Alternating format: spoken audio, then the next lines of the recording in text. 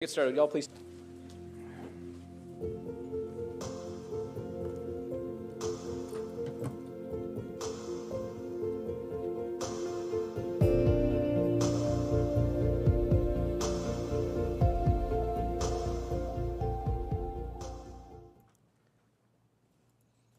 Good evening. This is May 9th, 2023. It's approximately 7 p.m. This is the meeting of the Hendersonville Board of Mayor and Aldermen. I'm going to begin the meeting as we typically do, and that's with a prayer and a pledge. Fortunately, tonight we have somebody to help us with a prayer, and that's Aaron Snodderly. He is the senior pastor at Bible Baptist Church. Aaron, we appreciate everything you and the church does for our community, and we're going to ask you to begin for us. Thank you, Mayor. Let us pray. Lord, we come to you this evening, and Lord, I thank you for saving me. I thank you for allowing us to live in the land of the free, the home of the brave. Specifically, Lord, I thank you for the opportunity you've given us many years now to live in the great city of Hendersonville. And Lord, we thank you for our leadership. We thank you for their willingness to sacrifice their time on behalf of our city. We thank you for their willingness to debate and deliberate the issues that we're facing today. And Lord, we pray that you'd bless them for their willingness to do these things. We especially pray for Jim Waters, who's a member of our church, Lord, and we ask you to, Lord, give him the strength he needs to fulfill his duties as a representative of our city. We pray that you'd help each of them to recognize that they need to be humble enough to understand they need your wisdom. Lord, I pray that you'd give them insight to your word as they seek your wisdom. And God, we pray that you'd give them the knowledge concerning how to apply the wisdom you give them. And Lord, we pray that everything would be done for your glory and honor. In Jesus' name, amen. Amen. And again, that's Pastor Aaron Snodderly. He's the senior pastor at Bible Baptist Church. Again, we appreciate what you do for our community, as well as what your church has been doing for well over a couple more than 50 years. So thank you all. Please join me in the pledge.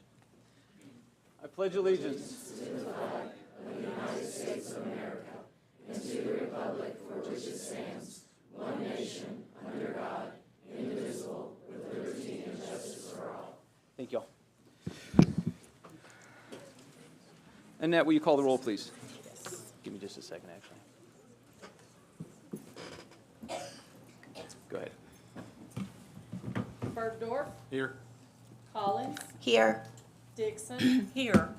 Garton. Here. Garza. Goodwin. Here. Martin. Peterson. Here. Robertson. Sassy. Here. Skidmore. Here. Waters. Here. Clary. Here. What have we got? 11.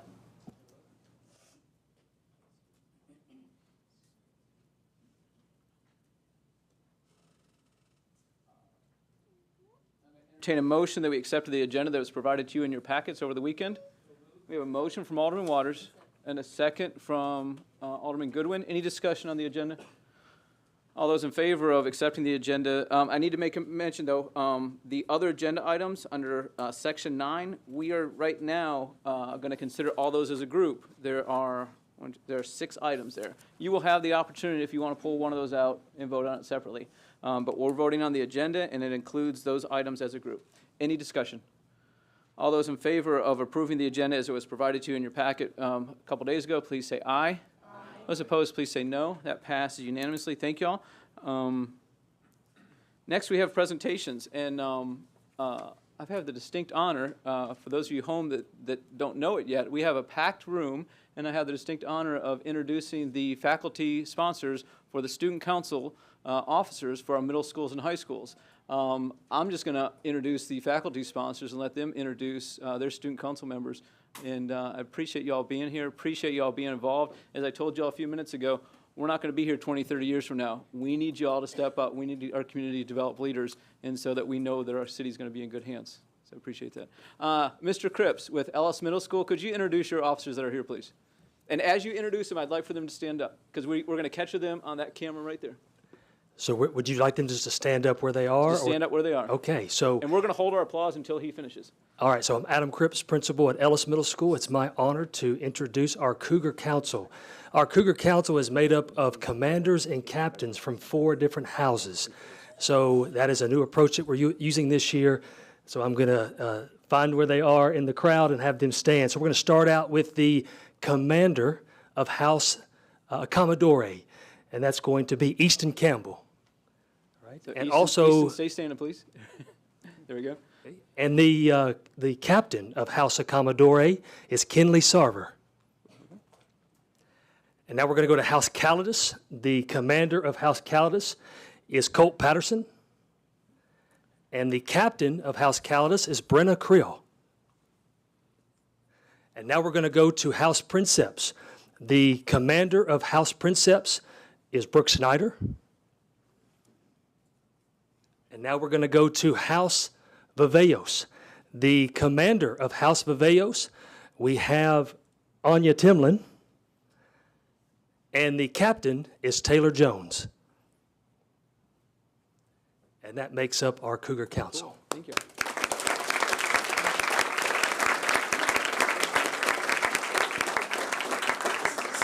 So y'all, I made a mistake. That's Ellis Middle School. I think I said Station Camp. I apologize for that, Mr. Cripps.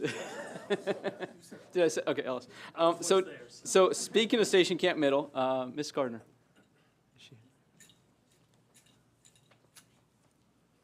Hello, I'm Sharon Garner from Station Camp Middle School, and I'm proud to introduce to you our 5 students that are here tonight. McCain Marlin, Ariana Lewis, Savannah Singleton, Tegan Brown, and Scarlett Newbold. Awesome. Thank you.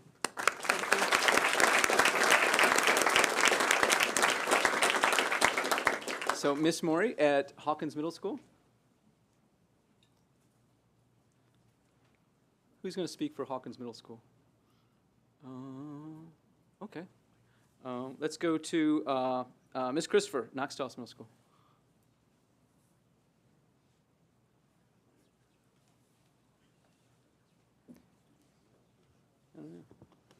Hello, I'm Sarah Christopher, and I teach at Knox Dawes, and I will have our 7 that we have here tonight. Eileen Diaz Guzman, Sage Crepin, Ryan Rose, Bree Buckley, Harley Bracken, Kimberly McDaniels, and Adriana Hammond. Thank y'all. Thank you for having us. So I think I saw Terry Callister today. There we go. Thank you. Hunter Middle School. So tonight we have our president of our 8th grade officers, Xavier Bonwy. We have Shelby Robertson, who is our vice president, Scarlett Mitchell, who is our secretary, Blake Robertson, who is our treasurer, and Olivia Hondolescu, who is our 8th grade representative, and we're very proud of them. Wonderful. Thank y'all.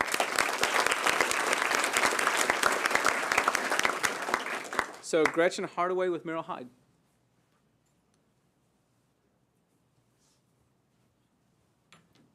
Hello. I brought tonight 4 of our student council members. 2 are graduating. First, we have our student body president from this year, Andy Wadanoskopant, headed to Knoxville in the fall. Then we have our outgoing student body secretary, Sophie Bricker, headed to Yale in the fall. And then we also have 2 of our upcoming leaders that were on student council this year, but they're going to continue. We have Mallory Ashley, who will be our junior president. And then we have India Talmadge, who will be our student body secretary. And we're so proud of them. Thank you. So where's John Valentine? There we go. This is Hendersonville Christian Academy. Good evening, John Valentin with Hendersonville Christian Academy. We've got 7 of our student council members here. We have Blake Snyder, who's our student body president, Nathan Snyder, who's our vice president, Emily Boyvin, our secretary, Lawson Tripp, our chaplain, Janina Turk, our junior class senator, Nate Love, our freshman class senator, and Grace Mickle, our 8th grade class senator. Thank you. Awesome. Thank you, John.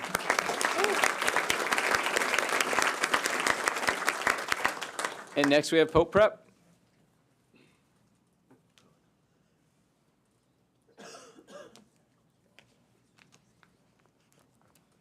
I'm Karen Phillips. I'm the interim head of school at Pope John Paul II Preparatory School.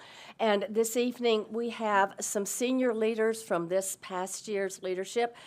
Nicholas Woodard is vice president of our House of Pius, And Nicholas is also president, he's vice president of the student body and also president of the House of Pius. Nicholas will be going to University of the South at Sewanee next year.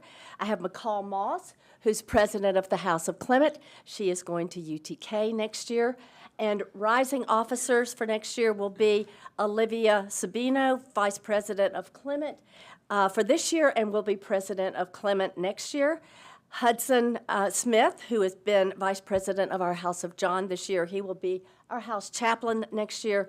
And D-Rod Hebron, who has been vice president of the House of Peter this year, D-Rod will be our president of the student council next year. Thank you.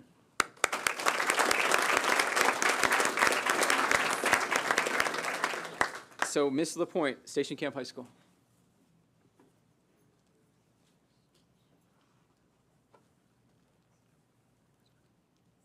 Okay, I'm Daphne Coomer. This is Christy LaPointe. She wants me to speak. We're co-advisors at Station Camp High School, and we have our outgoing student body officers for this year with us. Our current student body president is Annalise Gilliland. Our student body vice president is Anu Richards. Our student body secretary is Haley Smith. Our student body treasurer is Adeline Keelock. We have two publicity managers. Those are Bailey Wilson and Molly Brinkley. And we have two historians, Juliana Mitchell and Haley Chastain. We also have with us our current junior class president, who is also representing us as Middle Tennessee representative on the Tennessee Association of Student Councils. And she will be our student body vice president next year. And what's her name? Lucy Jo Frills. Super. It's good to have you all. Thank you.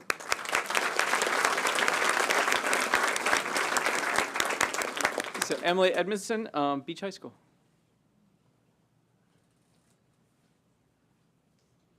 Hi, I'm Emily Edmondson, and this is my co-sponsor. I'm Corey Peterson. We brought our seniors with us tonight, and we've got Graham Huffine, who is our senior class president, and then Cambria Ichikawa, which is our student body president, and Ella Poligo, our student body VP, and Nia Angelova, social media rep, and Naja Blair, our fine arts rep. Thank you all.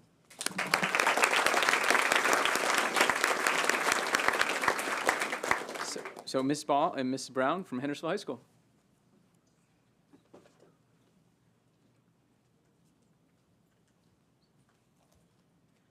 Hi, my name is Christy Brown from Hendersonville High School. And I'm Lisa Ball. Tonight we have with us two of our student body officers. Jaron Jarrett is our president, and Libby Galbraith is our vice president.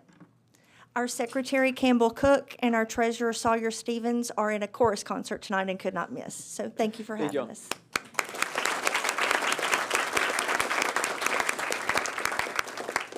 So very often I lead over to Annette during a meeting and ask her, am I forgetting something? But I'm going to turn to y'all. Did I forget anybody?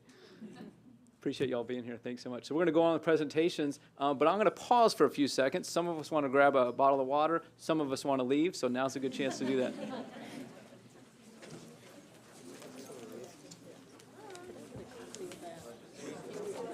There you go,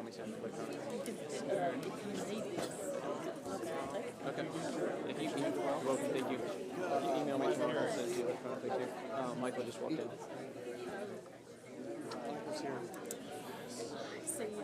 Thank you all. I forgot they all came in. Those were basically I think Casey's over there, so we're good. So several of those teachers I know have known for a long time, so calling them Mrs. or Mr. was weird.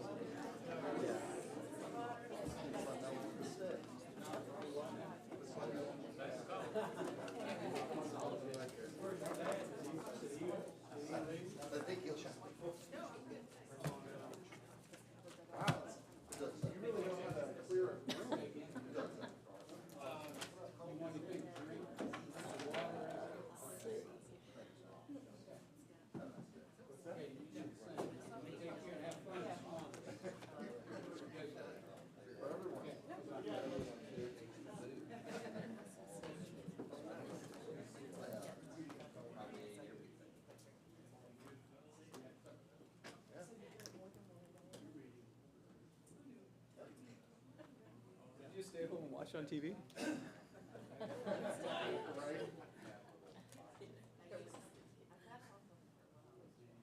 Y'all good? I think we're good. Okay. So welcome back.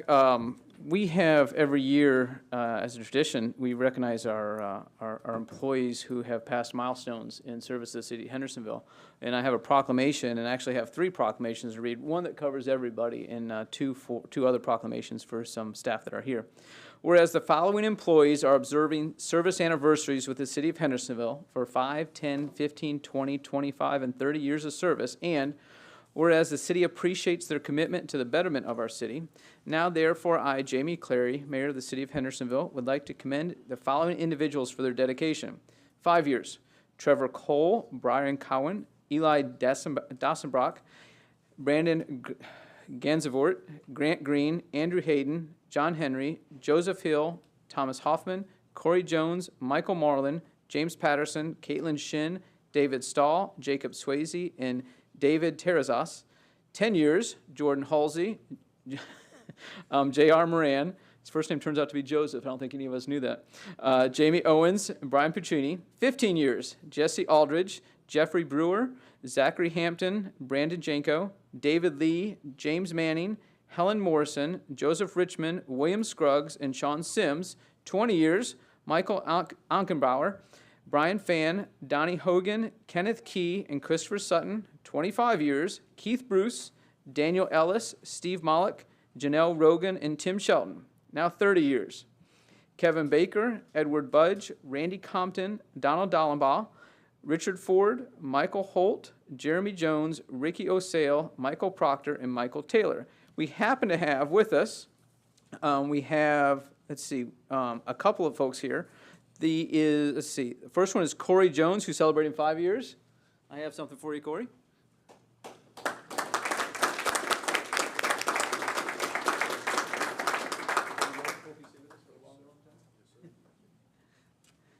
And then Randy Compton. You see that I'm getting some big, he's 30 years.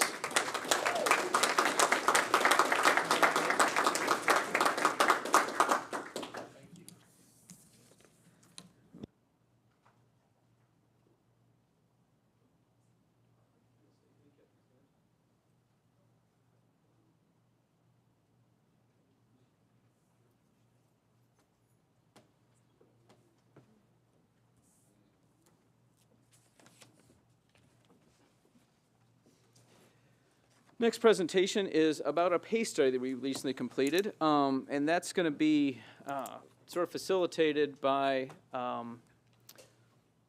you, okay, Jason Gallo, with some help from an outside vendor that we hired.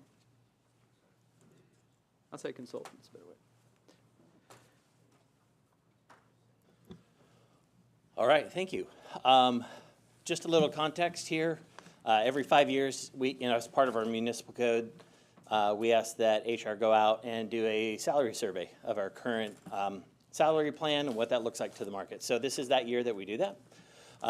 So this year we engaged JER HR, the consultant firm there.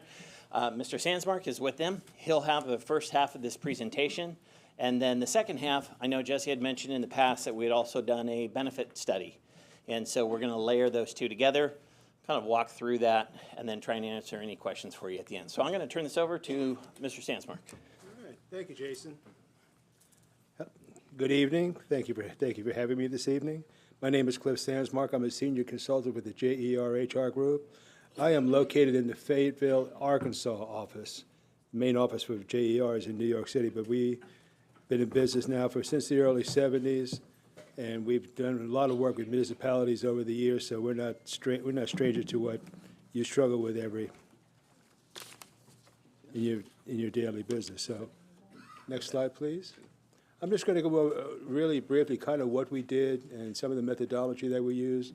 I'm not going to go too deep into the weeds on this. I'll just keep it very light and simple. But what we did was we had 3 phases, where phase 1, we had an internal job review of all your job descriptions, 111 of them.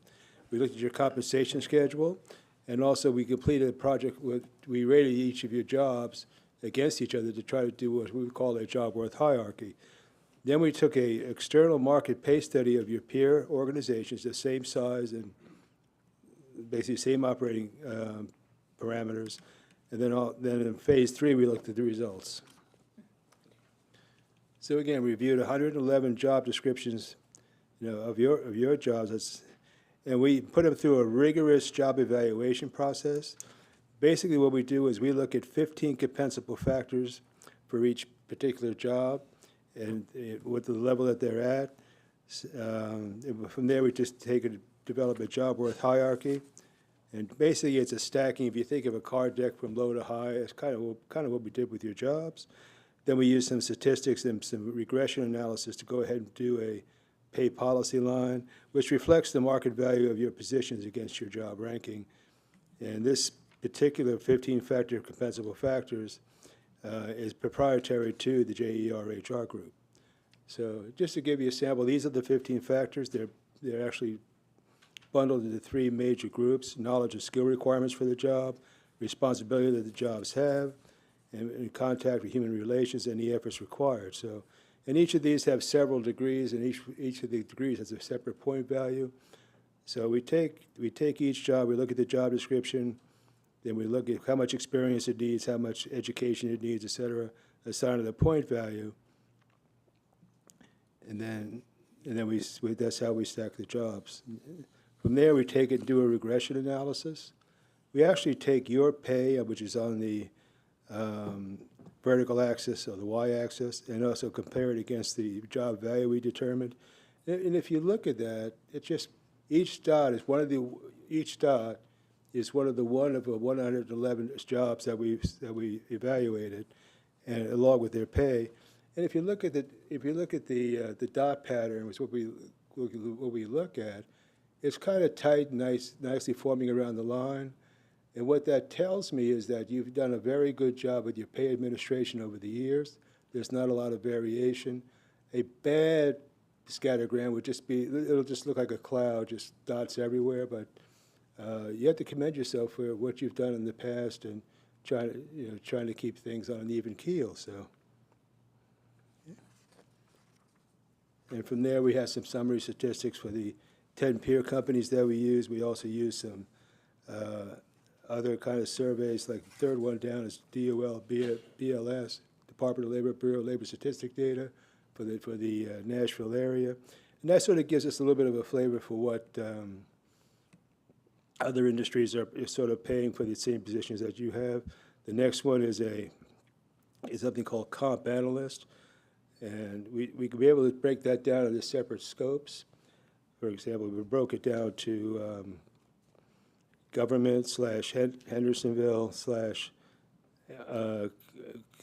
/ organizations with 200 to 550 employees, and the rest are just your peer companies. Now the next column there is percent variance. So when we look at Franklin, Tennessee, we looked at their pay compared to yours, and it was running about almost 16% below. Our pay was running about 16% below Franklin. So, and it goes from high to low. So you can see, like Spring Hill, Tennessee, you're basically parity. Gallatin, Tennessee, you're actually 0.88% above that. So it gives you an idea of kind of where you're at. But the bottom line on this is, if you look at the bottom of the chart, the overall market variance for your jobs versus the market is negative 3.45%. That means we're below the overall market. Correct. Okay. Overall market. We took your police and fire a little bit differently. Here we kind of use their pay scales and compared it against your own, the ones that you use. So just really briefly, we use the min and the max for each job title, compared to our min and the max in terms of their matrices.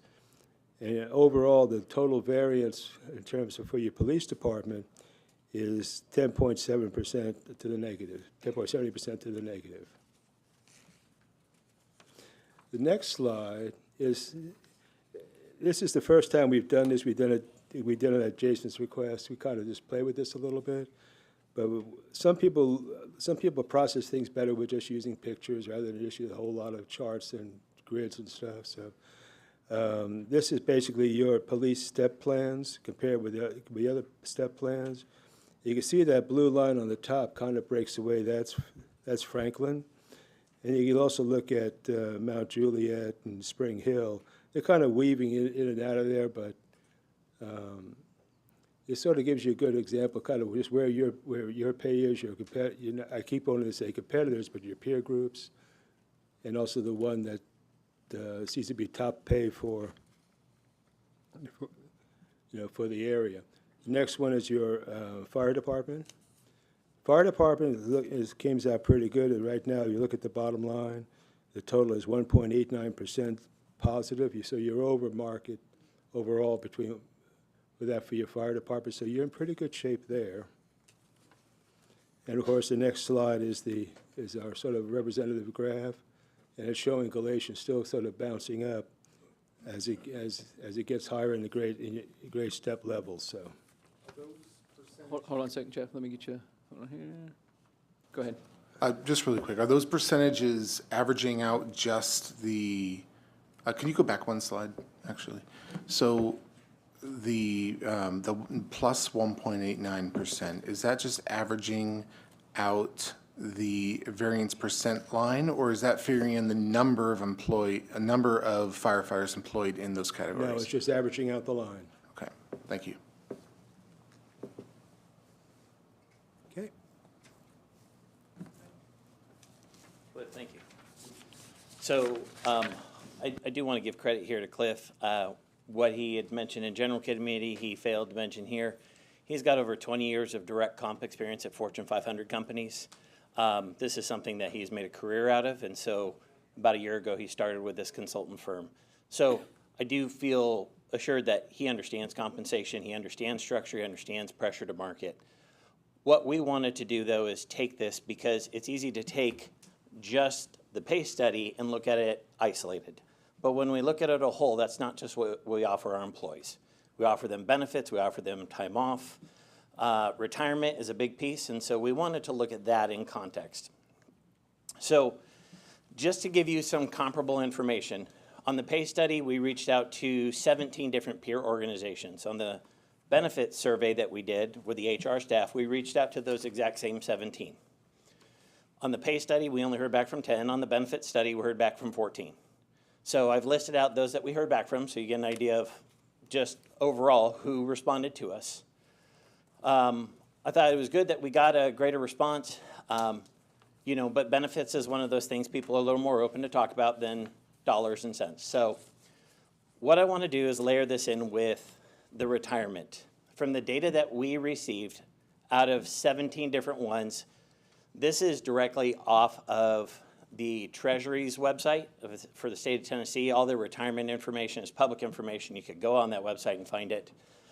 11 of the 17 are legacy. 3 of them are hybrid, and the other 3 do a 401k or 457. But out of the 14 that responded to us, 9 of them require their employees to contribute at least 5%. So what that means is before they look at any take-home pay, you take 5% right off the top. So there's 2 things that it does. One, it does raise their overall wages, because then we're looking at it and going, the city or the county is accounting for an additional 5% to come off the top. And we don't do that, right, Jason? That's correct, and I'll get to that here in a sec. We do not do that. So what I did, how does it overlay with the comp study? Here's the graph. I take the data and the variances that you just saw, and we began to rank them. So on Franklin, okay, let's say that's number 1, and they're 15.9% above what we are. In other words, the negative, we're that behind. And we just kind of go down that list. But let's talk about what's required on their retirement contributions, right? Franklin requires a 5% contribution. It's a requirement. You don't get to opt out. For example, Smyrna is also on the list. They're 8%. That's an 8% requirement right off the top. So we go through and we list them all out. For the city of Hendersonville, we do not require our employees to contribute at all. So we're what they considered a non-contributory plan. So all we're doing is we're taking the variance, we're subtracting what they are mandated to contribute with retirement. What's that overall? So now what does that variance become? Less the retirement. and we rank those. So that changes the city's ranking here from 7 to 5. And then you could add in other pieces. Anecdotally, we're hearing, different cities doing COLAs of 2, 3, 4%. So in comparison to what we've had conversations about, that may also then change some of those numbers. I think it tells a different story because when we look at it, we go, well, we're in the middle of the pack on one, or maybe lagging a little bit. But really, when we look at that 5%, it does make a difference. Here's just some things to consider when we talk about pay study and when we talk about benefits. With our current structure, and I know Jesse mentioned this at the last workshop that we had, every employee is treated the same. We have a grade and step. So we have 18 steps to our grade, and as you progress, you'll move up on those. Now, it will take a very long time to get to the 18th step if you're in the same position. You start out on step 1 typically and then progress from there. So the downside to that is it also does not reward, our current structure doesn't reward performance. This is just strictly every year you're here, it's 2.5%. It may take you 17 years to get to that top of the scale, but I think more importantly, our employees are our greatest asset. I fully believe that. That's what keeps us moving forward. That's what keeps the city running. So then what becomes the city's competitive advantage? I think this is an important one because when it comes to pension contributions, we require employees to contribute 0. The city owns 100% of that. And just for context, we contribute 14.38%. The last employer I came from was 2%. So if you look at private employers and what they contribute, or even public employers and what they contribute towards retirement, our 14.38% is on top of what we pay them for salary. So we're making that contribution. We also offer 13 paid holidays. And I understand government and private's a little bit different, but that is a benefit. We offer a pretty good vacation. This year, we rolled out a new plan, what they called a focus day in the past. What we asked our employees to do is, in order to earn that focus day, which is 8 hours of vacation on top of what you accrue, we want you to volunteer in the community. We want you to go out into Sumner County, not just Hendersonville, because we know not all of our employees live there, but go out within Sumner County and volunteer. So for every 8 hours you volunteer, we'll give you 8 hours of vacation. I will tell you, we are the only municipality doing that. We're the only one. Now, that's pretty common in the private employer sector, but in public, we were the only one doing it.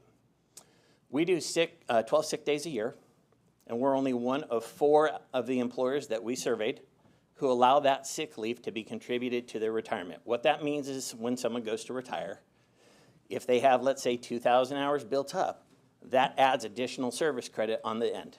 So they'll get credited for more years. And the other part is we did look at the health plans. We are actually competitive. We weren't the highest, we weren't the lowest, we were right in the middle. But at the same point, I know our employees have had some problems with the plan, so we're looking at improving that. But when it comes to are we being competitive, we are being competitive with our health plans. So just kind of throw out some options moving forward. No decisions have to be made. This is just us reporting the information to you. And then there's a lot of probably discussion that will go on. One is we could look at adjusting the salary schedule. So let me kind of put some context. That negative 3.45% is our general grade. If it's easy to take it that way, it's our city hall employees and fire and police admin. So that would be who's considered under the general grade. You also saw numbers for both kind of the rank and file positions for both fire and police, and those numbers are separate than this. So I just want to point that out. The negative 3.45 is just for our general grade. So we could adjust the salary schedule to that. Here's what I would just put out there. If we adjusted it 3.45%, that just gets us to the midpoint of the market. That is not addressing what all the other municipalities around us are doing. That's just saying, let's bring us up to where they're at. So anything that they're doing in their budgets right now isn't not included in that. Maybe we consider market adjustments on individual positions or by departments, maybe specific positions or groups. One of the strategies that we've talked about, we'll throw it out as an option, is eliminating the bottom step. So we have 18 steps in each of the grades. We eliminate the bottom step. That's instantly a 2.5% adjustment for any new employee coming in. So it does create some small compression, but we're looking at a very small group to that in comparison to the whole. And then the other idea on this is go with a retirement plan that requires contributory. I mentioned 9 of our peers are requiring their employees to contribute 5%. So what they're doing is they're increasing their wages 5%. So on the recruitment side, you see someone who would look at that and say, oh, it pays this, right? Then when they actually start, they learn, okay, now 5% of that right off the top has to go to your retirement.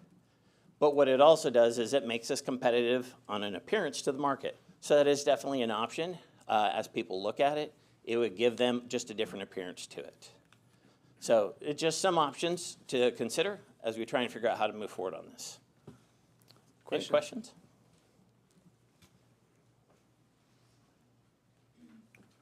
Alderman Collins. If we were to change the way that we do the retirement plan contributions, I'm assuming that we would change that only for new hires at a whatever date that could go into effect, but all current employees would remain with the same benefits that they have now. Yes, ma'am, that's We correct. wouldn't take anything away from anyone. No, we can't diminish their benefits that they have existing. So it would only be for new people coming in. I will say that one of the reasons that we modeled what we did with the retirement plans is if you left here, and let's use Gallatin, they're on the hybrid plan or a 401k, you don't go into their legacy plan. You go into whatever their plan is. So if an organization's on a hybrid plan, you have to jump in on that hybrid plan. You're not included under what the city of Hendersonville has. So, but to answer your question, that is correct. Alderman Collins, anything else? Our current, it's a deferred compensation or a 457B? No, our current is a defined benefit. Okay. Oh, hold on one second. Jason, I'm not sure what happened. Our current is a defined benefit plan. So we offer a 457 for our employees, and we just got the treasurer to sign off on a 401k for our employees as well. So they'll have some options to contribute their own money. But the way that it's set up right now, the city, as a defined benefit, contributes all of it. Okay. So if we were to evaluate in the future, could we look at other types of plans beyond the pension for new hires only? Sure, we could look at different models to it. So we could look at, you know, a legacy plan that requires contributory. We could look at a hybrid plan. I mentioned that I think Gallatin has a 401k, 457B kind of setup, so it is a little different than those two. So we could look at different models to see. I think that's worth exploring personally. And I like the idea of eliminating the bottom step, or I know we can't do it all in one shot, but the bottom step or the bottom 2 steps even. Because average is not competitive. Right. So you could even look at adjusting those over years, so it becomes maybe a longer-term strategy. Yes. I had heard from others that at some point in the city's history, we used to have 12 steps. So, you know, if each year or every 2 years you're removing 1 step, it's something that you could phase in. So it doesn't have to be the Band-Aid that you rip off all at the one time. And my understanding is that once you move out of the, well, specifically for police and fire, I guess I'm thinking, once you move out of the first grade, whatever that is, because they get a 7.5% pay increase for a promotion, Right. the bottom steps aren't even really applicable to anybody? Or Correct. very, So- very few? So in our current fire and police, they have a training grade that all new employees go on. Then when they are done and they're certified, they go through all the academies, then they move up, excuse me, to step 3 on the certified grade. So they're already right now skipping 2 steps. I think I would like to see us consider making some changes as long as it doesn't impact anybody who's already here. And we have the ability, we're allowed to do that, right? To have kind of run 2 benefit packages. I mean, we can. Yeah. Presentation only. That's Th- all I have. Alderman Collins, thank you. Alderman Peterson.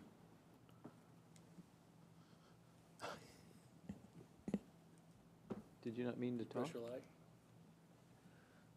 I didn't. Alderman Skidmore. Yes, thank you. First of all, I appreciate your presentation, both of you all.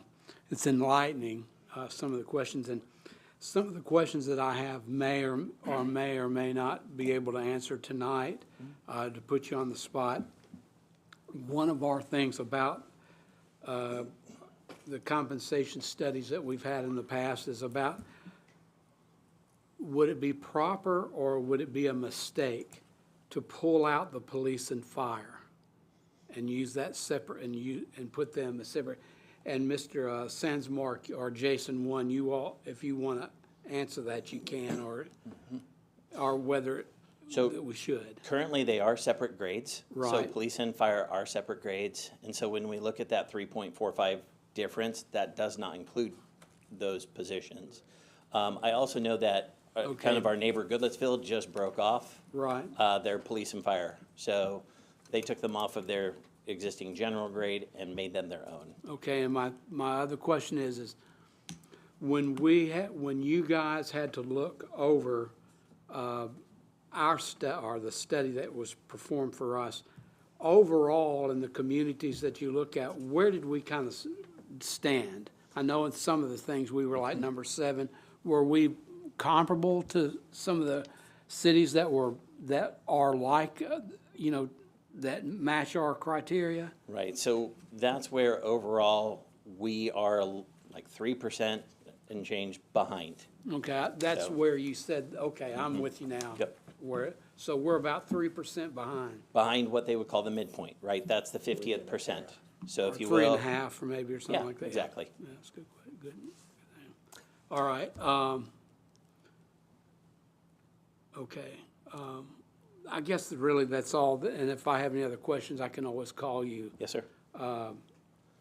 What there is. But I do appreciate both you and Mr. Sandsmark. You did an outstanding job on this and kind of letting us know where we are. How many years do we do this every 5. Every 5 years? Okay. Because I was trying to think of the last time that we did this, and we're in a lot better shape than we were. 2018 was the last time that it was done. And then at that time, some of the things were deferred until a mid-year adjustment. Because I remember us really, a lot of the aldermen at that time, I can remember that we were all kind of distressed about it because we were beginning to lose a lot of employees with that, when the study came out. We had always heard there were problems, and we had employees that were calling us as aldermen, but we really didn't hit the mark 5 years ago, but it seems like we're trying now, and I'll just leave it at that. But thank you again very much what you did on this, and we certainly look forward to the next one. Hopefully it'll be a lot better than what we've got now. Thanks. Thank you, Mayor. Alderman Skidmore, thank you. Alderman Martin. Yes, I'll echo what Alderman Skidmore just said. Thank you for doing this. An organization is only as good as its people. And listening to Clary earlier, giving out awards, 20 years is a long time. 25 years is a long time for folks to stick with us through thick and thin. I just had a simple question. Do we have exit interviews? We do. Okay. And what are some of the comments that we're getting back? Some will be opportunities for growth and promotion. Some will be pay, benefits. So they tend to run along your standard reasons for leaving. We're not getting this has been awful, and it's really been, the standard has been, we have people who are leaving for more pay, they'll go to Nashville. We have people who are looking for different benefit packages. We have people who, I got a job 5 minutes from my home. Going to be hard to compete on that. So can some of those be tabulated and included with the report? Because I found in my experience, some of the best recruiters are employees that recruit their friends and other folks to come and work with them. Sure. I mean, we can tabulate kind of our turnover and what that looks like, over the last year or 2 years or whatever kind of trend you want on that. Cool. But, Thank you. Alderman Martin, thank you. Alderman Sassy. Thank you, Mayor. So looking at the first graph that you showed us, you mentioned the 5% required Yes, contribution to a retirement fund, right? that's right. And we, as opposed to that, use the pension, which we fully fund at That's right. 14.5% approximately. Yes. Do you have the statistics from these other locations on any pensions that they offer their employees? That is actually pulled from the Treasury's website, so they all use TCRS, and that data is publicly available, so I pulled it directly from there and what their upcoming renewals are. So that's actually the information that all their employees would hold to. I don't know if that answering your question. No, I'm wondering if anyone else is offering a pension on top of the 5% required. So the ones that are retirement. listed as 0 on there are the ones who are also offering the pension with nothing that their employees require. So I don't know if we can pull the slides back up, but. Right, so do we have those numbers for how much they're paying in pension? I do, I can get those to you if that's what you're wanting to know. Yeah, just to have apples to apples comparison there. So you're just wanting to know what, like our 14.38, you want to know what their contribution rate is? Right. Yeah, easy to pull. Yeah, okay, great. Yeah, would love to see that. If we did decide to, so we're looking on paper, comparable to these other municipalities, other areas, and we decided to go to a 5% required and raise their pay 5%, do we have the option of then reducing the pension to compensate for that? So reducing what we contribute? Yes. So that is part of it, especially on the hybrid plan. That is a way to mitigate those costs for the city. But to the point that was brought up before, we would only do it from the new employees who come in Right. moving forward. Yes. Right, okay. So, but that would essentially balance it out, right? So. Over time, yes. Yeah, right, okay.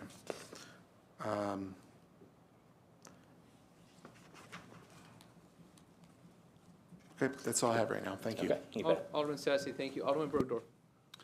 Hi, guys. Thank you very much for your work. It's been enlightening, I must say. But in looking at all the data that we have here, in everything, you have a sweet spot.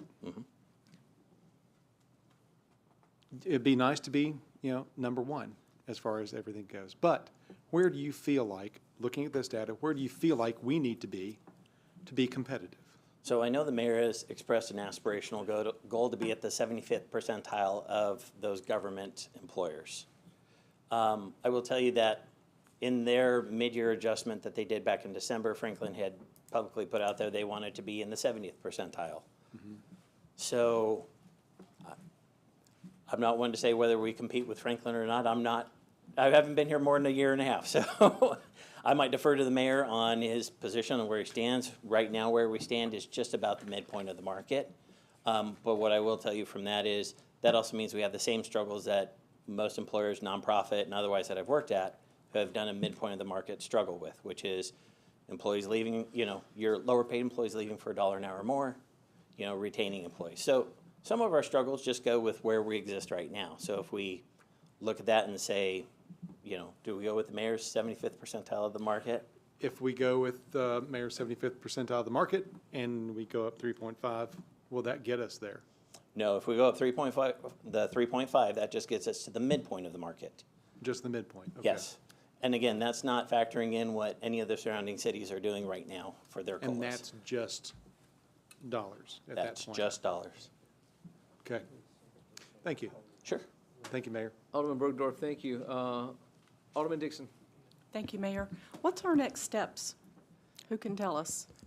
Who's going to make the first recommendation to move forward with That's me. making changes? Okay. You'll see it, Finance Committee next Tuesday. Is that correct? Next Tuesday? Okay.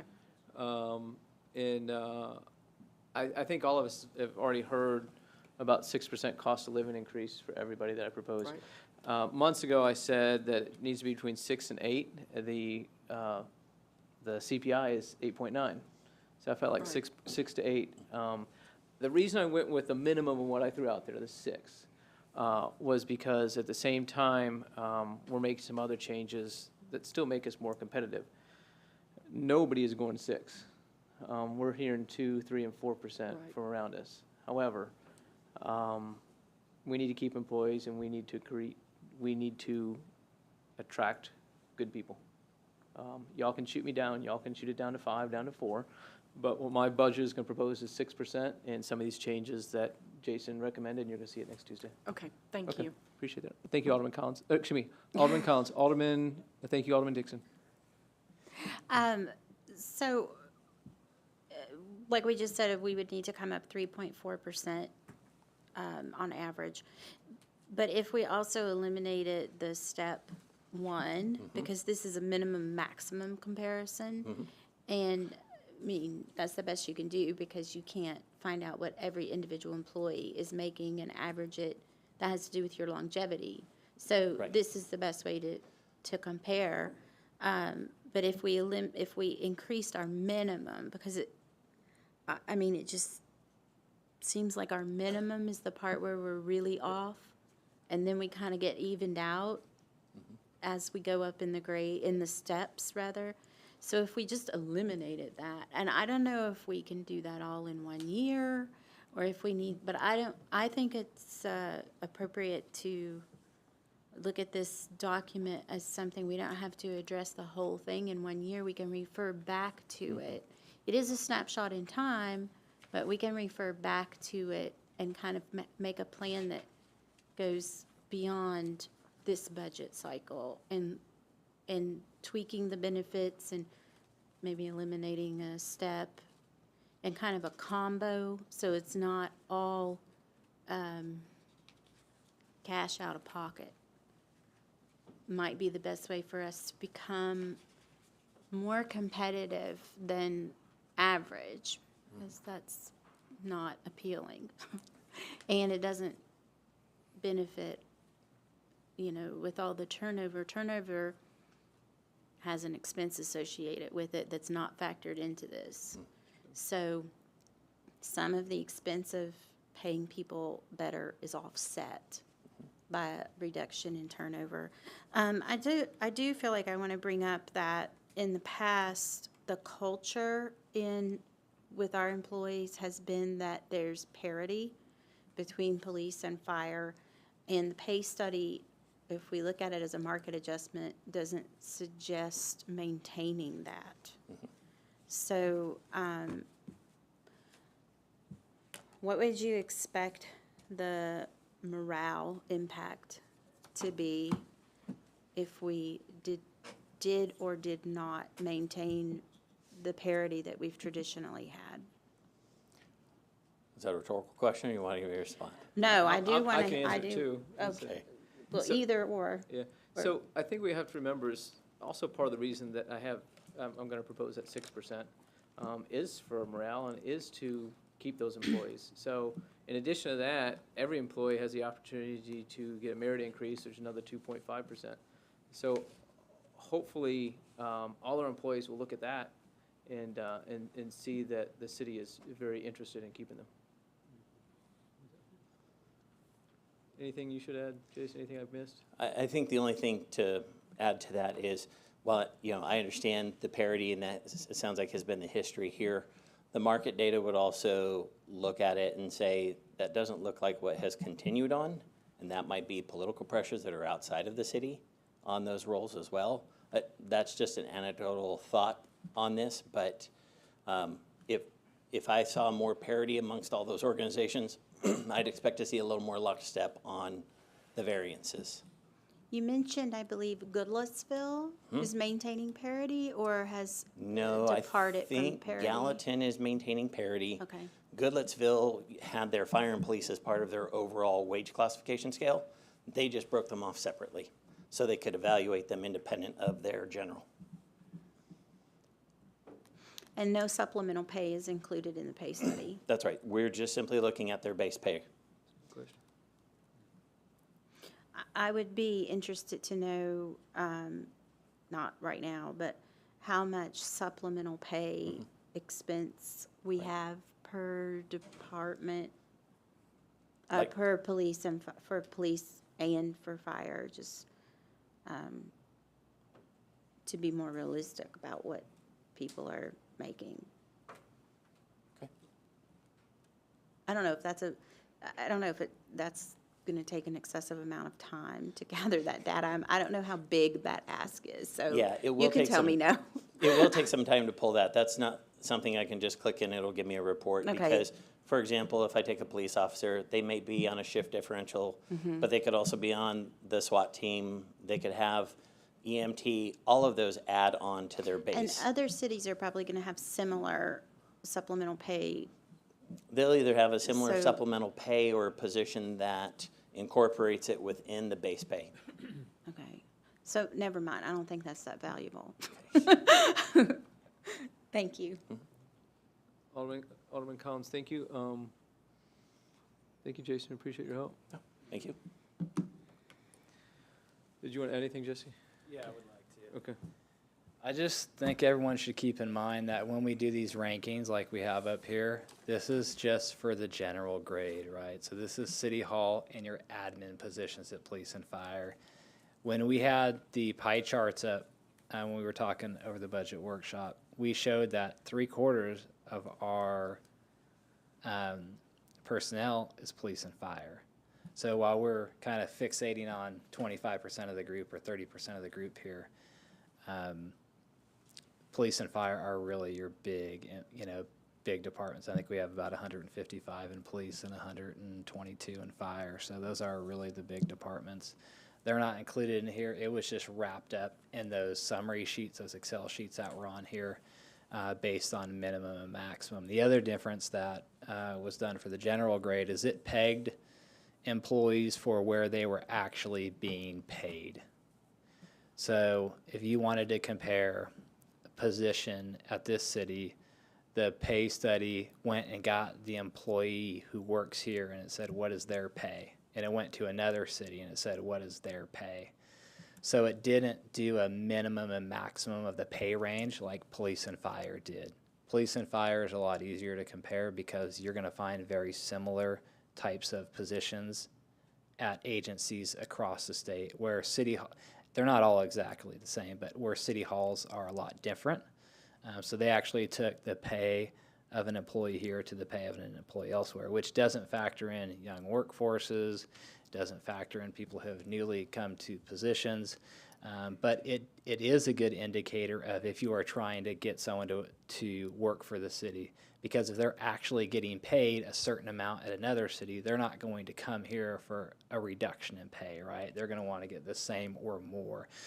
So with an 18-step pay grade, it's going to mean that we're going to have 8 steps that are kind of below the medium. So there can be a lot of folks in our city that are not even they can be here 8 years and not even at the midpoint of our grades, which means when we're pegging their pay, they've been here 8 years and you're pegging someone else's pay who's been in another city 8 years, they may be at the top of their range at another city in 8 years and not even halfway at our city in 8 years.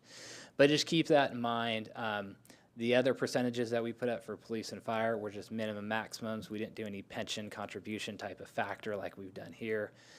There's a lot of ways that you could do a study like this. It's not easy. I give the analogy of like it's not apples to apples. It's a bowl of fruit to a bowl of fruit. Some have more apples, some have more grapes in them. Hopefully you squeeze them and you get about the same amount of juice, but it's definitely a mixed bag because all cities offer a little bit different package. But if you have questions, we're happy to put any more data together that you'd like. And we will have some further information when it comes to Finance Committee. I think the mayor's going to have some final kind of additions to the pay study and recommendations that come to Finance Committee. Alderman Sassy. Jesse, do we do an annual employee survey? And ask them, that might be something we want to consider. What do the employees think? How are they feeling about their positions here, about the compensation packages and what they receive? We do an annual evaluation where the employees are able to give feedback. So every employee throughout the year can give feedback. But we don't do it as a consolidated list. We've recently just done a survey for health benefits, right, where we went out to the whole city and we said, what do you like, what do you don't like? And so we're actually restructuring our health benefits based on that survey that went out to all employees. And the other thing I want to clarify is when we talk about pension contributions, so pensions can be somewhat complicated, but at the end of the day, we're in a pension. Most all the other cities around us are in a pension. Some cities require the employee to pay into the pension. Some cities do not require the employee to pay into the pension, right? So when we're looking at like this chart up here, I think Smyrna at 8%, I don't think they're on a pension plan. I think that's a 401k, right? So they say, hey, you have to do a 401k. You've heard the term hybrid plan, and what a hybrid plan is it's like half pension, half 401k. So it says, hey, what's good and stable about the public sector? That's the pension. What's good about the private sector is that it goes up and down with the market, and you're not defined to a certain contribution.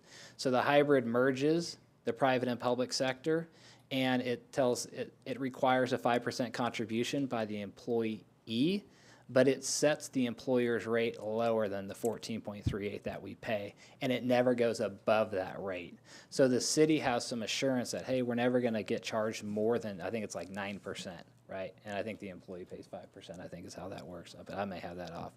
But that 14.38% that we pay, that's an actuarial number that's determined every year, so that goes up and down. So that TCRS, they smooth the trend, so they don't want it to spike up and down every year, so they do a 2 or 3 year smoothing trend. But I think 2 years ago it was like 11 or 12%. So it's based on returns of the market, mortality rates, how long folks are working here, and it's all just kind of like, what are we estimating when are folks going to retire? How much is they're going to pay going to be when they retire? How long are they going to live when they retire? And so those numbers change. They can change every year.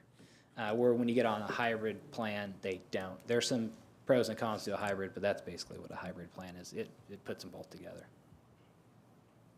Alderman Sass, anything else? That's all. Okay, thank you. Jesse, thank you. Alderman Garten. I just have a question about our retention. Do we have a good retention rate? Are we losing?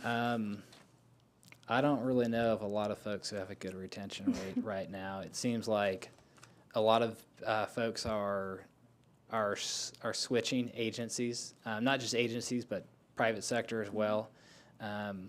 There's a financial podcast that I listen to, and his advice is go to another agency because that's how you get pay raises. You don't stay at your agency and get pay raises. You do it through promotions at other agencies.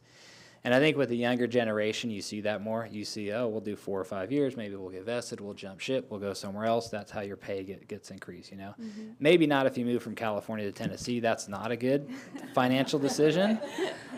It's an excellent lifestyle decision, but, you know, the agencies that I've worked around recently in the last few years before I came out, the agency I was at experienced the same thing where you see a lot of folks leaving. The COVID issue happened. They were done with it. They wanted to go maybe somewhere else. So I don't know if we have retention rates that we can compare to others. What we have seen is there are folks who are leaving for more pay elsewhere.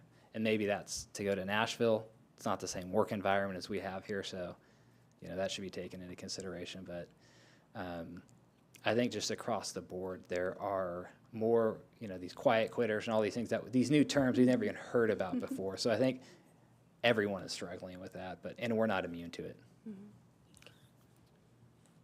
Thank you, Alderman Garten. Any other questions for Jesse or Jason or for our consultant? Thank you all. I'm going to entertain a motion. We approve the minutes from April 25th. You provided a copy of those in your packet. I have a motion from Alderman Waters and a second from Alderman Skidmore. I think, Alderman Bergdorf, excuse me. Any discussion about the minutes that were provided to you? All those in favor of approving those, please say aye. Those opposed, please say no. That passes unanimously. We have an abstention from Alderman Sassy. We have nobody signed up for citizen comments. We don't have a consent agenda, so it puts us to ordinance and resolutions.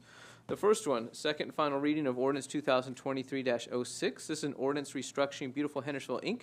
by terminating its status as a separate nonprofit corporate entity and reorganizing its finances under the purview of the city. We have a motion from Alderman Waters, second from Alderman Martin. I do need to suggest one amendment, and I appreciate Annette catching this. If y'all could go to page 9, so tab 1 right behind your agenda, and page 9. The second whereas, 5 lines down. So page 9, second whereas, 5 lines down. You see the line begin with commissions, comma, to accept his financial funds. We need to change his to its.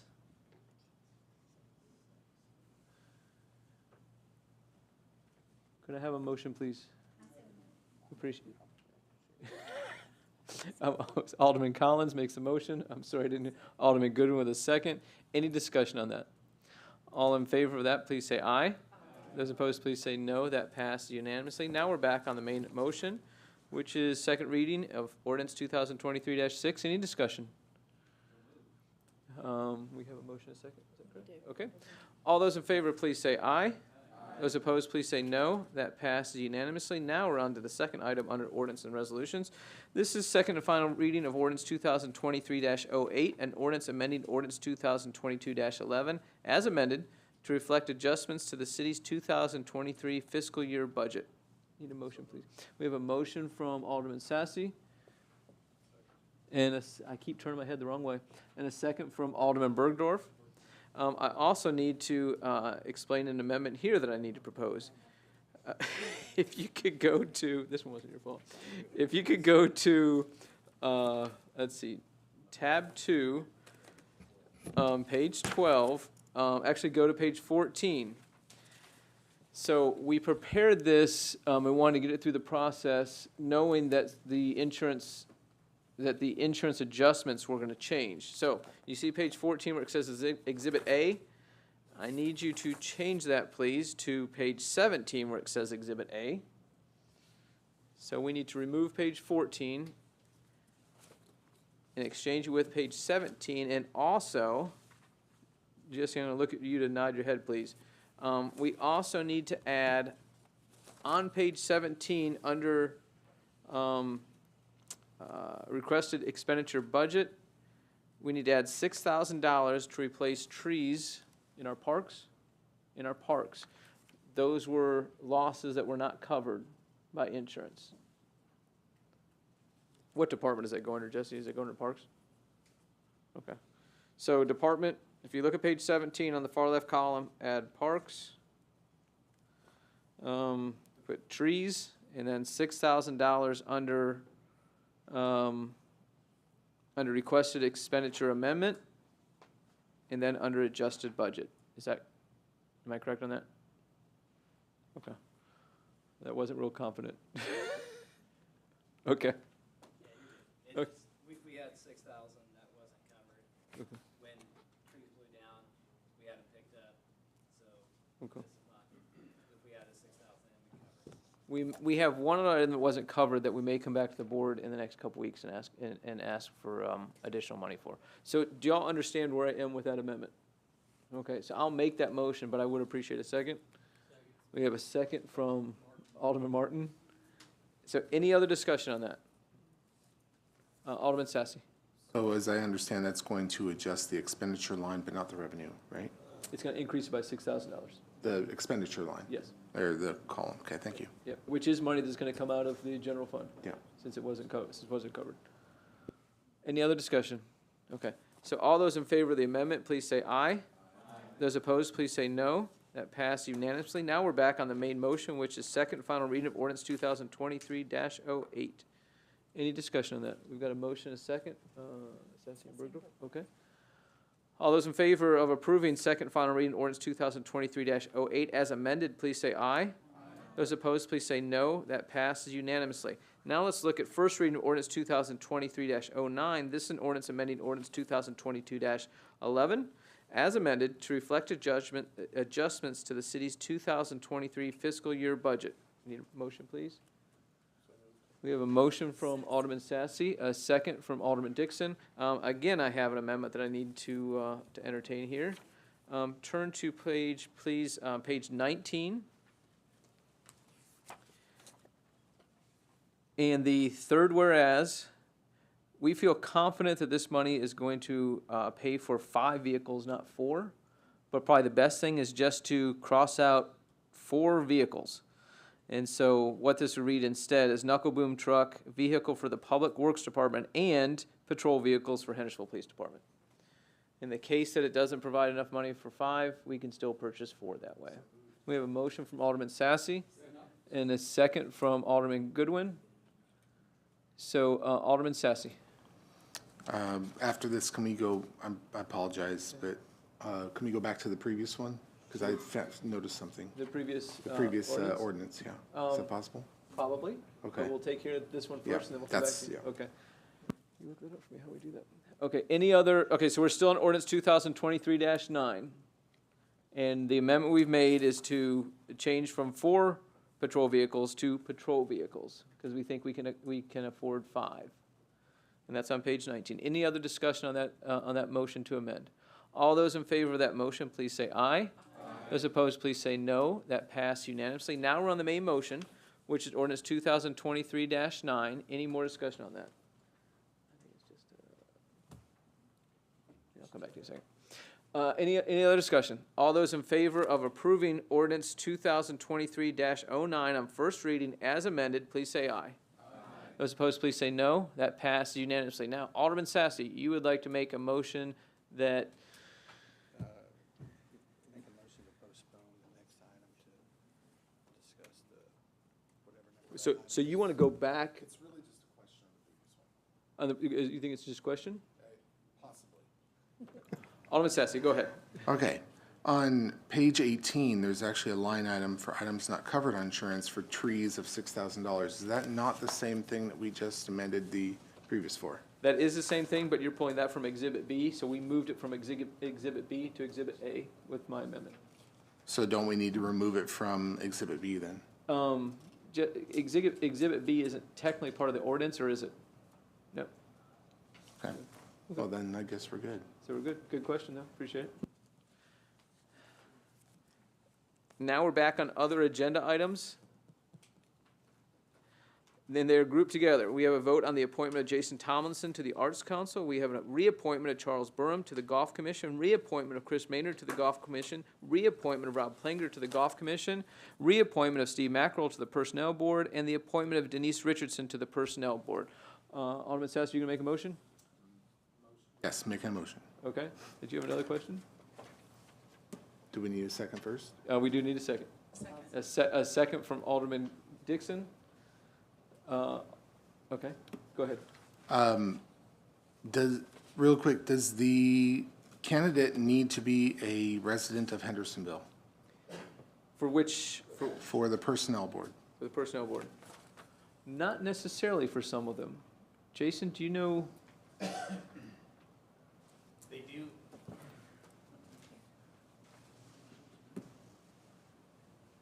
I believe they have to live in the ward or in a. Not in personnel. Not on the personnel? board. The ones that we had for the employee nominations is the one I'm thinking of. Okay. That they had to live within the city limits. Okay. Oh, okay. Yeah. But for the appointments by the board, I think the Personnel Board is 5 plus 2, isn't it? it's 5 plus the 2 elected, the employee elected ones. And the 5 don't have to come from a ward, but have to live in the city limits. So Do you think are one of these among the 5? Yes, these are among the 5. So Okay. we appoint 5 of them, and 2 of them are elected by the staff.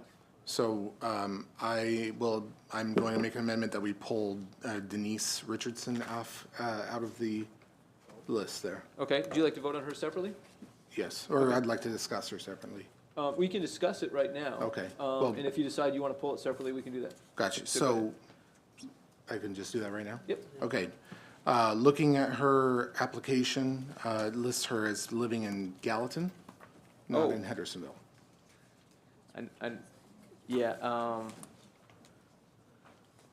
I think I know why. So we're looking at page 28. What's the street address? That's what I was looking for.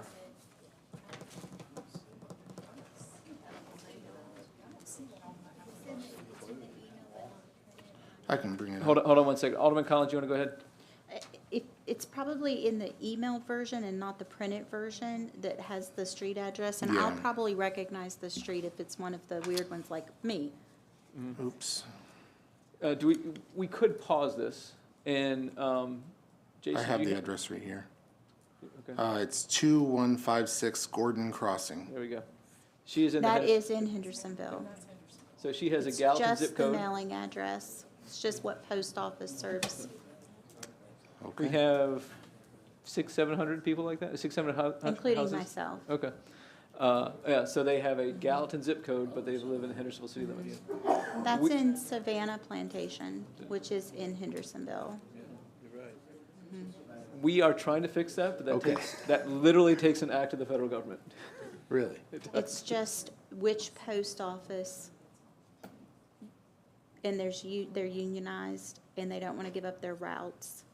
And that is the post office that services my area. It has nothing to do with where you pay your taxes or where you live. It's just which post office won that battle to get your route. Okay, so we're sure this address is in I'm Henderson? positive, yes.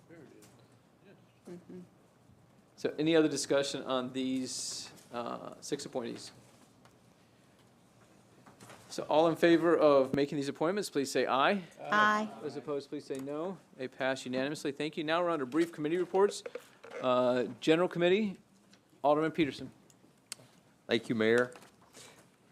We met tonight with the General Committee. All the members were present except for Alderman from Ward 3, Bob Garza. We just had 2 items to discuss. One is Resolution 2023-19, amending the job classification. And we discussed a little bit about that tonight. It's for the general grade positions in parks and public works. And they had consolidated a couple positions, and it's basically to request new classifications to create efficiencies within the department. Some positions were eliminated, others were combined to just make those positions more efficient, and there is no impact to the budget. And our second item we discussed was the compensation and classification pay study, which we had a presentation tonight. And both of these items were passed unanimously to go to BOMA. And that's all of my report. Thank you. Chairman Peterson, thank you. Public Safety, Chairman Goodwin.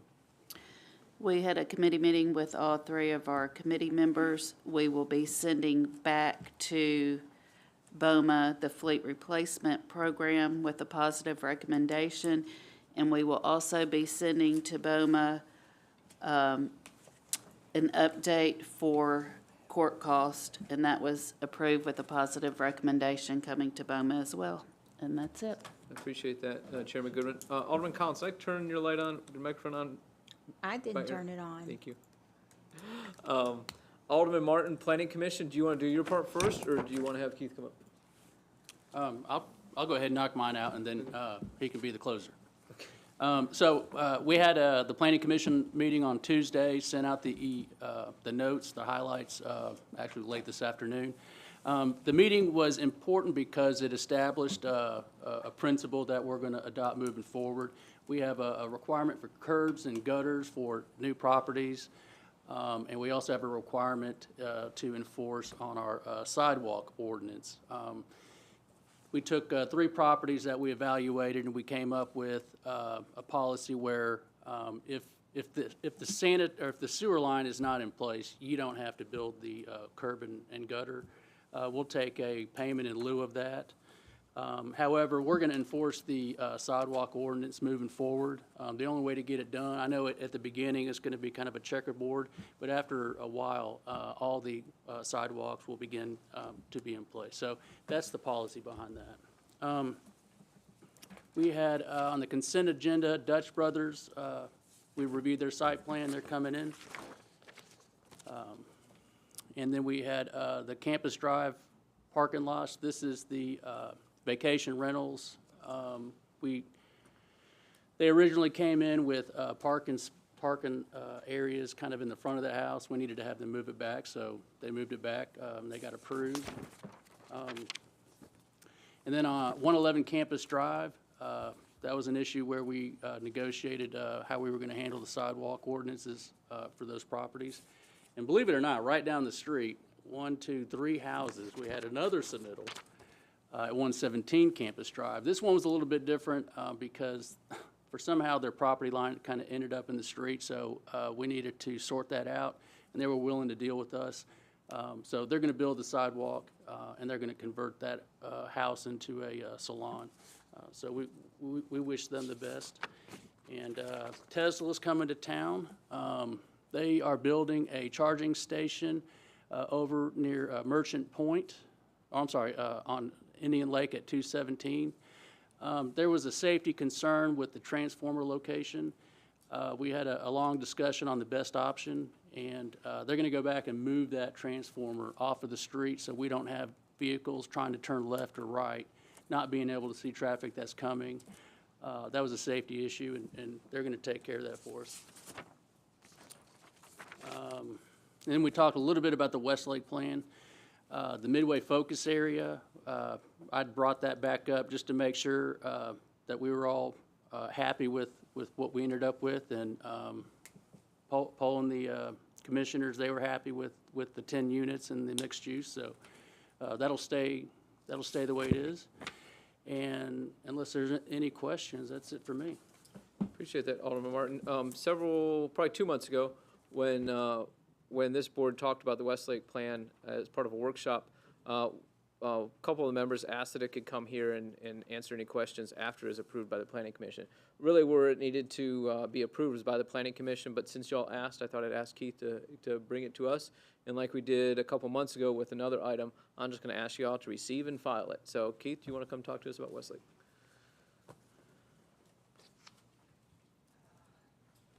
Thank you very much, Mayor Clary and the Board of Mayor and Aldermen. I'll just briefly go over, and I can answer any questions. The Planning Commission did, as Alderman Martin was talking about, and thank you for that report, Alderman Martin. And the Planning Commission approved the Westlake plan. It's been a long process that we've went through. I think it's been a very positive process. I think it's been good. Been good for the Planning Commission and for the community and for the public that was involved. I think it was a great example of getting community input and then looking at a draft of a plan and then the community expressing their concerns and what their thoughts were. And I thought the Planning Commission was very open to hearing from the community, and I think that's representative in the final document. And I think we've got a final document that not only is representative of where our community is as far as looking at West Main Street and looking for the vision of West Main Street, but also I think it's a plan that the city can look at investments and look at it doing things within that area that I think there can be some great things happening. One thing I might just mention, just kind of because one of the things that through this whole process was looking at the number of higher density dwelling units, and I just kind of wanted to hit just kind of a timeline of how that progressed through the whole process. Originally, if you can remember back before the Board of Mayor and Aldermen reduced in Old Town residential, remember it used to be 15 units an acre, and that was reduced down to 5 units.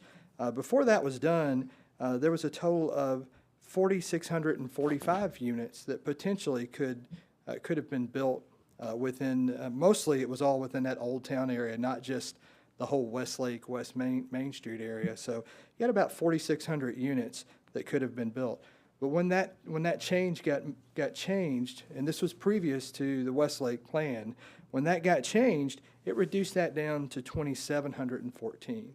So that one change in the zoning ordinance significantly reduced the potential of the number of units that could have been created through there. And then through the original draft of what was created that went to the Planning Commission and for public input, it reduced the number of potential higher density dwelling units. I'm talking about multifamily townhomes and that type of thing, down to 2,475.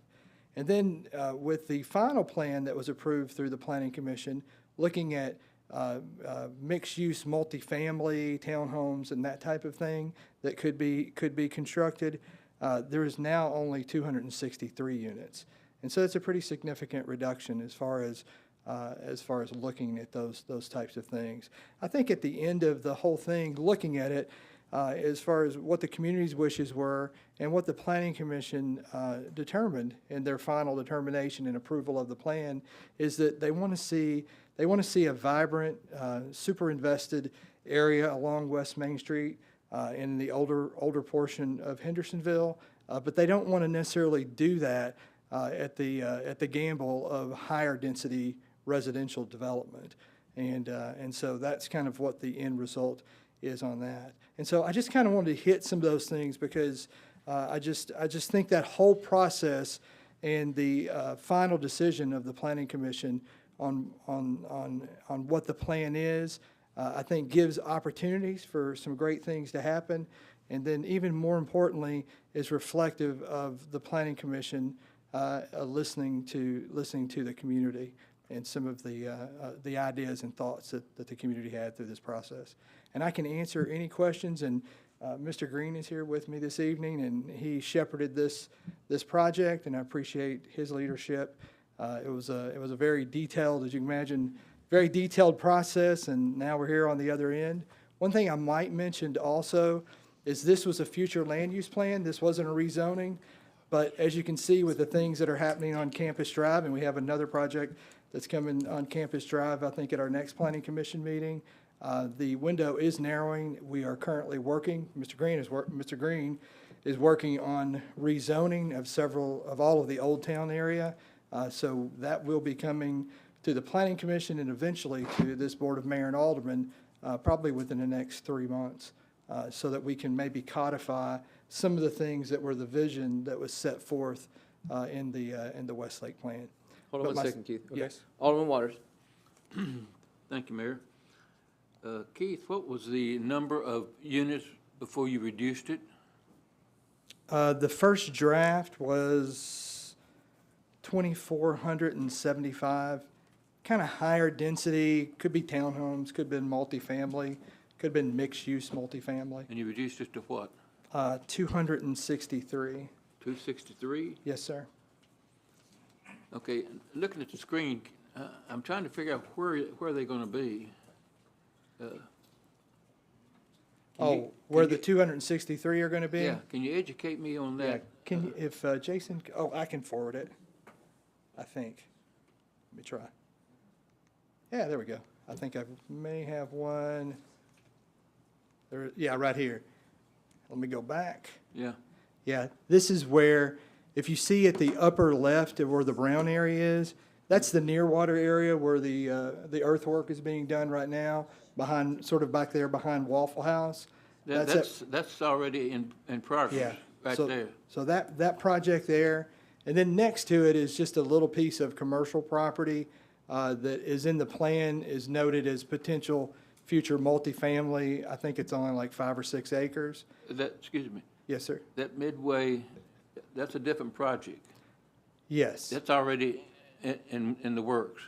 The near water. Yeah. Yes, that's under construction Is that right now. included in your 263? Yes, sir. It Yes. is? Yes. Oh, thank you. And so that's included in that 263. I can't remember, is it 60? Maybe 60. I can't see the 49. Yeah, there's 49 units of that 263 that are in the near water. But that's included in near water. Yes, sir.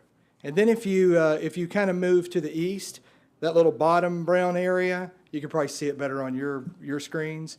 But that is the Free Hill Road focus area. And that's an area that we originally had 15 units an acre on, and the Planning Commission reduced that to 10 units. And that's only potential residential if it's a part of a true mixed-use development. You couldn't just build apartments on it or something like that. It would actually have to be a part of a larger commercial or office development or something like that. Then as you go to the end, you can't quite see it, and I'm not for sure. Let me see here. Is that the I'm not dock for sure side? what happened here, Jason. Dock side?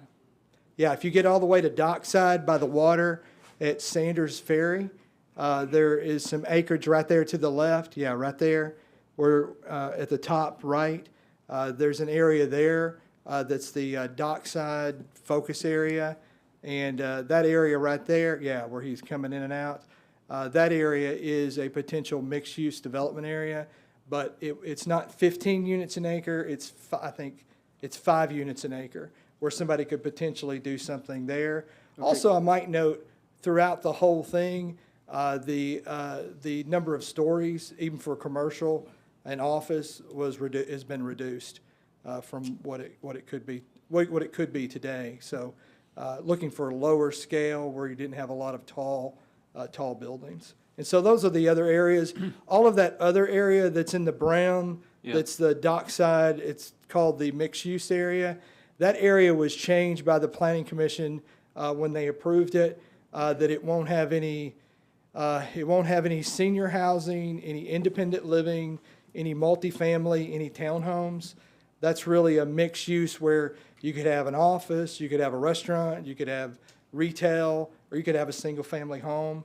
So it's going to be a mix of those types of things. So and then that was reduced down to 4 units an acre within that area as well. Wouldn't that increase your 263? Yeah, that area is actually not within the high-density multifamily or townhomes or independent living or senior housing and those types of So the things. 263 is strictly apartments? Well, yeah, it could be apartments associated with, or townhomes only associated with a mixed-use development. The only thing that would be different would be the 49 units at Nearwater that we talked about. Yeah. And then the 5 or 6 acres that are just behind Waffle House. So that would be the only ones that could actually, really the only thing at this point, it could be apartments, is right behind Waffle House. But it can't be apartments until the zone's changed. And when we do the zone change that we're working on, we're not looking to change that zone. Hold on, Keith, behind there. we went way off tangent, okay? Yeah, that's- Okay, Alderman Waters, any other Did questions? You broke my train of thought. We can come back to you. Yeah. No, I'll go to sleep. It's only 4 o'clock. Oh, what was I gonna say? Alderman Peterson wants to ask questions. We're going to come back to you. I'll yield. If I think of it, I'll hit the button. Okay, Alderman Peterson. Thank you, Vice Mayor and Mayor. Keith and Grant and your staff, thank you. Also, the Planning Commission. It looks really good. But most of all, thanks for listening to citizen comments and residents' input on this plan as well. I think this is a great compromise for what you had initially wanted for West Main. You've listened to business owners as well as residents, and I just really appreciate how it's all ended up. So I just wanted to thank everybody involved. Thank you, Alderman Peterson. Alderman Peterson, would you be willing to make a motion to receive and file this? Yes, I certainly will. If Vice Mayor Waters has remembered what he wanted to say. Okay. Alderman Waters. Keith, Yes, sir. can you put up a screen where it's strictly Main Street and show me something? Yes, sir. Let's see. It's still 4 o'clock. Here we go. How about that? That one, we can maybe play off of that one.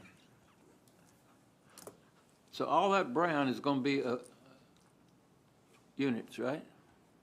No. No. Only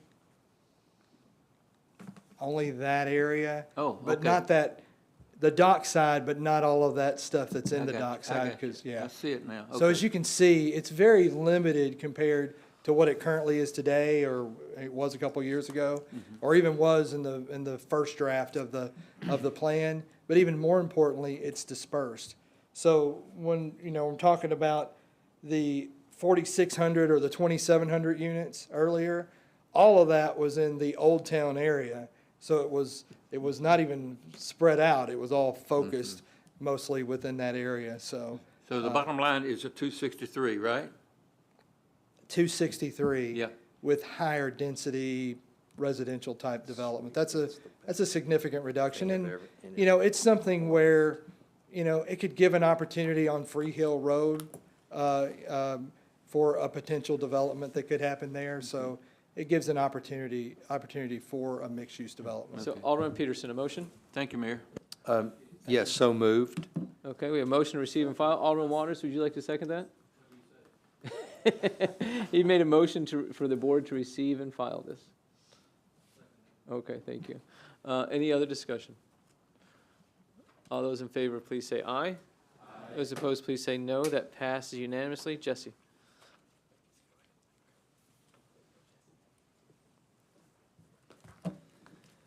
Thank you, Mayor Clary. I'm just going to point out a couple changes to the BOMA report. But first, wanted to talk about page 46. So it shows local sales tax revenue year-to-date, 8.6% increase, so that's really good. On page 47, we've added the general fund operating expenditures.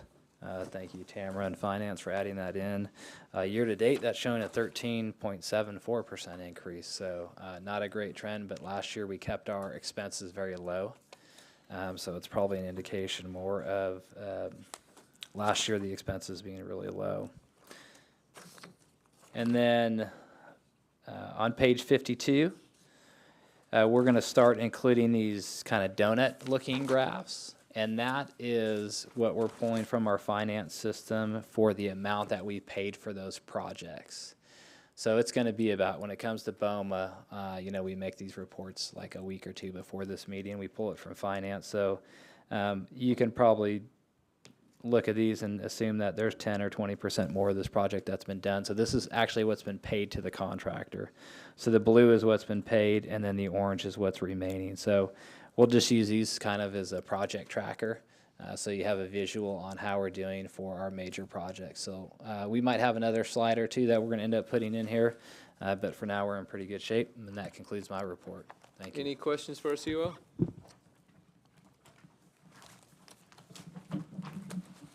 I'll entertain a motion that we adjourn. We have a motion from Alderman Collins, a second from Alderman Waters. All in favor, please say aye. Those opposed, please say no. We're adjourned. Thank you all.